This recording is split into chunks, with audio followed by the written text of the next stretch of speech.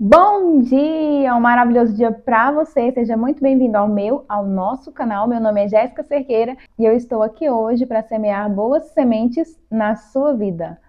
Você que está chegando aqui agora, seja muito bem-vindo. Esse vídeo tem sido feito com muito carinho, diariamente. Estamos fazendo a leitura da palavra do Senhor. Que a sua vida seja grandemente abençoada. E hoje é o nosso 54º dia. Vamos começar fazendo uma oração. Mas antes, não se esqueça de se inscrever aqui no canal, ativar o sininho, dar aquele joinha para que cada dia mais esse canal cresça e alcance novas pessoas, tá bom? Pai querido, Pai amado, muito obrigado, Senhor, por mais essa oportunidade de estar aqui hoje lendo a Tua palavra, Senhor. Que essa palavra cada dia mais alcance novas pessoas, Senhor. Pessoas que sejam dispostas, Senhor, a ouvir um pouco mais de Ti nesse dia a dia nosso que é tão corrido, Deus. Pai querido, Pai amado, que a Tua palavra transborde, Senhor, nas nossas vidas, nos nossos comportamentos, nos nossos pensamentos, nas nossas ações. É o que eu te peço, Senhor, em nome de Jesus. Amém! E a leitura de hoje é Levítico, capítulo 14, versículo 1 ao 57. A lei acerca do leproso depois de ser curado, capítulo 14. Depois falou o Senhor a Moisés, dizendo: Esta será a lei do leproso no dia da sua purificação. Será levado ao sacerdote. E o sacerdote sairá fora do arraial, e o sacerdote, examinando, eis que, se a praga da lepra do leproso for sarada, então o sacerdote ordenará que, por aquele que se houver de purificar, se tomem 2 aves vivas e limpas, e pau de cedro, e carmesim e sopo. Mandará também o sacerdote que se degolhe uma ave num vaso de barro sobre águas vivas. E tomará a ave viva e o pau de cedro e o carmesim e o hisopo, e os molhará com a ave viva no sangue da ave que foi degolada sobre as águas vivas. E sobre aquele que há de purificar-se da lepra, espargirá 7 vezes. Então o declarará limpo e soltará a ave viva sobre a face do campo. E aquele que tem de purificar-se, lavará as suas vestes, e rapará todo o seu pelo, e se lavará com água. Assim será limpo, e depois entrará no arraial, porém ficará fora das suas tendas por 7 dias.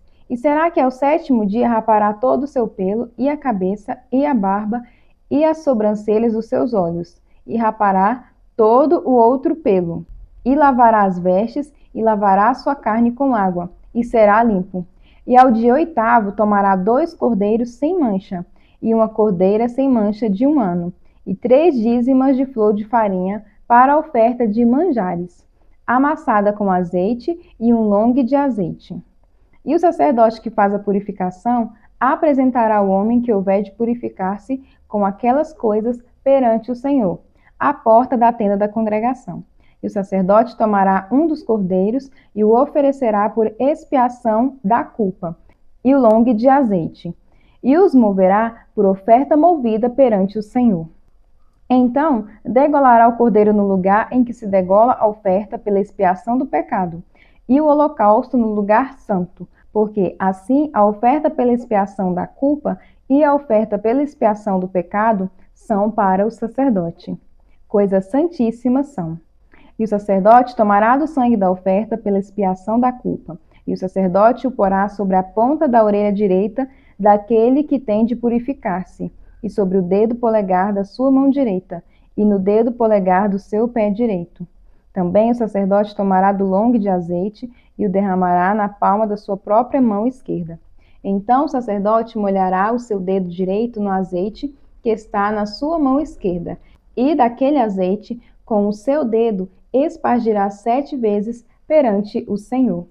E o restante do azeite que está na sua mão, o sacerdote porá sobre a ponta da orelha direita daquele que tem de purificar-se, e sobre o dedo do polegar da sua mão direita, e sobre o dedo do polegar do seu pé direito, em cima do sangue da oferta pela expiação da culpa. E o restante do azeite que está na mão do sacerdote o porá sobre a cabeça daquele que tem de purificar-se. Assim, o sacerdote fará expiação por ele perante o Senhor. Também o sacerdote fará a oferta pela expiação do pecado e fará expiação por aquele que tem de purificar-se da sua imundícia, e depois degolará o holocausto. E o sacerdote oferecerá o holocausto e a oferta de manjares sobre o altar. Assim, o sacerdote fará expiação pelo homem e este será limpo. Porém, se for pobre e a sua mão não alcançar tanto, tomará um cordeiro para expiação da culpa em oferta de movimento, para fazer expiação por ele, e a dízima de flor de farinha amassada com azeite para a oferta de manjares, e um longue de azeite, e 2 rolas ou 2 pombinhos, conforme alcançar a sua mão, dos quais um será para expiação do pecado e o outro para o holocausto. E ao 8º dia da sua purificação, os trará ao sacerdote à porta da tenda da congregação perante o Senhor. E o sacerdote tomará o cordeiro da expiação da culpa e o longue de azeite, e o sacerdote os moverá por oferta movida perante o Senhor. Então degolará o cordeiro da expiação da culpa, e o sacerdote tomará do sangue da oferta pela expiação da culpa, e o porá sobre a ponta da orelha direita daquele que tem de purificar-se, e sobre o dedo polegar da sua mão direita, e sobre o dedo polegar do seu pé direito. Também o sacerdote derramará do azeite na palma da sua própria mão esquerda. E depois o sacerdote, com o seu dedo direito, espargirá do azeite que está na sua mão esquerda, 7 vezes perante o Senhor. E o sacerdote porá do azeite que está na sua mão na ponta da orelha direita daquele que tem de se purificar, e no dedo polegar da sua mão direita, e no dedo polegar do seu pé direito, no lugar do sangue da oferta, pela expiação da culpa. E o que sobejar do azeite que está na mão do sacerdote, porá sobre a cabeça do que tem de purificar-se, para fazer expiação por ele perante o Senhor. Depois oferecerá uma das rolas ou um dos pombinhos, conforme alcançar a sua mão. Do que alcançar a sua mão, será uma para expiação do pecado e outro para o holocausto, com oferta de manjares. E assim o sacerdote fará expiação por aquele que tem de purificar-se perante o Senhor. Esta é a lei daquele em quem estiver a praga da lepra, cuja mão não pode alcançar o preciso para sua purificação. A lei acerca da lepra numa casa. Falou mais o Senhor a Moisés e a Arão, dizendo: Quando tiverdes entrado na terra de Canaã, que vos hei de dar por possessão, e eu enviar a praga da lepra a alguma casa da terra da vossa possessão, então virá aquele de quem for a casa e o fará saber ao sacerdote, dizendo: Parece-me que há como que praga em minha casa. E o sacerdote ordenará que despejem a casa, antes que venha o sacerdote para examinar a praga, para que tudo que estiver na casa não seja contaminado. E depois virá o sacerdote para examinar a casa. E vendo a praga, e eis que se a praga nas paredes da casa tem covinhas verdes ou vermelhas, e parecem mais fundas do que a parede, então o sacerdote sairá daquela casa para fora da porta da casa e cerrará a casa por 7 dias. Depois tornará o sacerdote ao 7º dia e examinará. E se vir que a praga nas paredes da casa se tem estendido, então o sacerdote ordenará que arranque as pedras em que estiver a praga e que as lancem fora da cidade num lugar imundo. E fará raspar a casa por dentro ao redor, e o pó que houver raspado lançarão fora da cidade num lugar imundo. Depois tomarão outras pedras e as porão no lugar das primeiras pedras, e outro barro se tomará e a casa se rebocará. Porém, se a praga tornar a brotar na casa depois que se arrancarem as pedras, e depois de a casa ser raspada, e depois de ser rebocada, então o sacerdote entrará e, examinando, eis que se a praga na casa se tem estendido, lepra roedora há na casa, imunda está. Portanto, se derribará a casa e as suas pedras e a sua madeira, como também todo o barro da casa, e se levará tudo para fora da cidade a um lugar imundo. E ao que entrar naquela casa em qualquer dia em que estiver fechada, será imundo até a tarde. Também o que se deitar e dormir em tal casa, lavará suas vestes, e o que comer em tal casa, lavará suas vestes. Porém, tornando o sacerdote a entrar e examinando, eis que se a praga da casa se não tem estendido, depois que a casa for rebocada, o sacerdote declarará a casa limpa, porque a praga está curada. Depois, tomará para espiar a casa 2 aves, e pau de cedro, e carmesim, e isopo, e degolará uma ave num vaso de barro sobre águas vivas. Então tomará o pau de cedro, e o isopo, e o carmesim, e a ave viva, e os molhará na ave degolada e nas águas vivas, e espargirá a casa 7 vezes. Assim expiará aquela casa com o sangue da avezinha, e com as águas vivas, e com a avezinha viva, e com o pau de cedro, e com o sopo, e com o carmesim. Então soltará a ave viva para fora da cidade, sobre a face do campo. Assim fará expiação pela casa e será limpa. Esta é a lei de toda praga da lepra e da tinha, e da lepra das vestes e das casas, e da inchação, e do apóstema, e das empolas, para ensinar em que dia alguma coisa será imunda e em que dia será limpa. Esta é a lei da lepra. Estudo de hoje, Levítico, capítulo 14, versículos 54 e 57. A instrução de Deus ajudou os israelitas a diagnosticarem doenças cutâneas graves e fungos. Dessa forma, poderiam evitá-las ou tratá-las. Essas leis protegiam a saúde do povo e a estabilidade da comunidade. O povo não teria entendido as razões médicas para alguma dessas leis, mas a obediência tornou-o saudável. Muitas das leis de Deus devem ter parecido estranhas aos israelitas, ao contrário de todas as leis que já conheciam, por razão que não entendiam. Ainda assim, estas restrições foram para o seu bem. Você não acha que as restrições de Deus não fazem sentido algumas vezes? Você já perguntou por que a obediência é tão importante em certas áreas? Deus parece ter um bom histórico de dar excelentes conselhos em todas as facetas da vida, não só na vida física, mas também na moral, na espiritual, a emocional e até mesmo a intelectual. A palavra de Deus ainda fornece um padrão para viver saudável. Não entenderemos sempre a sabedoria das leis do Senhor, mas se obedecermos, prosperaremos. Marcos capítulo 6, versículo 30 ao versículo 56. A primeira multiplicação dos pães. Os apóstolos reuniram-se a Jesus e relataram tudo o que tinham feito e ensinado. Havia muita gente indo e vindo, a ponto de eles não terem tempo para comer. E Jesus lhe disse: venham comigo para um lugar deserto e descansem um pouco. Então eles se afastaram num barco para um lugar deserto.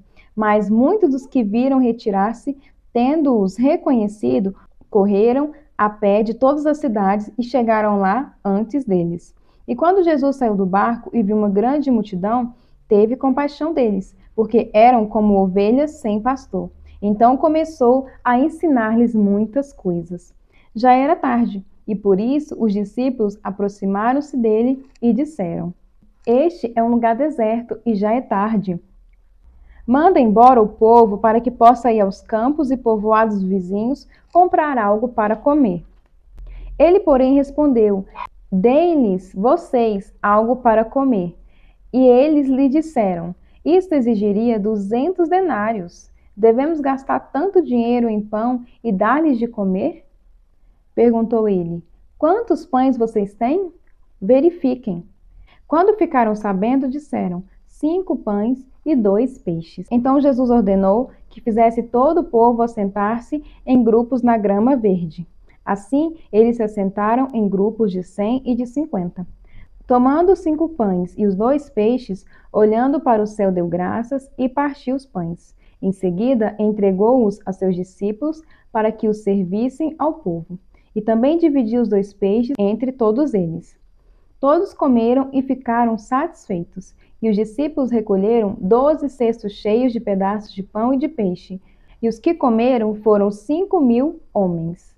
Jesus anda sobre as águas. E, logo em seguida, Jesus insistiu com os discípulos para que entrassem no barco e fossem adiante dele para Betsaida, enquanto ele despedia a multidão. Tendo-a despedido, subiu a um monte para orar.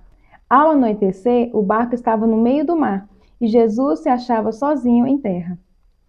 Ele viu os discípulos remando com dificuldade, porque o vento soprava contra eles. Alta madrugada, Jesus dirigiu-se a eles, andando sobre o mar, e estava já a ponto de passar por eles. Quando o viram andando sobre o mar, pensaram que fosse um fantasma. Então gritaram, pois todos o tinham visto e ficaram aterrorizados. Mas Jesus imediatamente lhes disse: coragem, sou eu, não tenham medo. Então subiu no barco para junto deles e o vento se acalmou. E eles ficaram atônitos, pois não tinham entendido o milagre dos pães. O coração deles estava endurecido. Depois de atravessarem o mar, chegaram a Genezaré e ali amarraram o barco.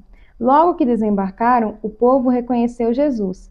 E eles percorriam toda aquela região e levavam os doentes em macas para onde ouviam que ele estava. E aonde quer que ele fosse, povoados, cidades ou campos, levavam os doentes para as praças e suplicavam-lhe que pudesse pelo menos tocar na borda do seu manto.